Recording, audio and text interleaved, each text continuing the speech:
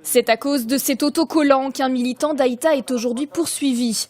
Il a été arrêté en 2011 après l'avoir apposé sur les panneaux des communes de Fouesnant et de la Forêt-Fouesnant.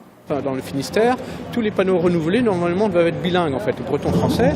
Et le souci c'est que dans le pays de Fouesnant, aucun effort est fait de ce côté-là.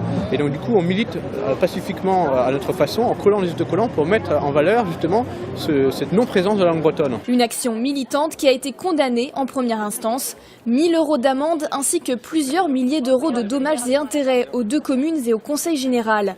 Un jugement trop sévère selon les témoins de la défense. Aujourd'hui on constate que depuis 30 ans, les panneaux ne sont pas encore modifiés, alors que normalement l'ensemble de la cinétique du département devrait être bilingue. Donc voilà, je pense que là il y a vraiment une part de mauvaise foi que d'essayer de faire porter le chapeau à un militant qui ne fait que revendiquer et redire au Conseil général ce que lui-même a voulu s'appliquer. À l'audience en appel, le parquet a requis la confirmation du premier jugement.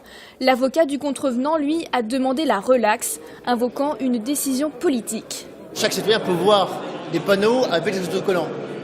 Quasiment jamais, et pour moi c'est la première fois que je vois quelqu'un poursuivi pour avoir apposé un autocollant. C'est parce que derrière il y a un message politique que M. Laurent était poursuivi. La décision a été mise en délibéré au 9 décembre.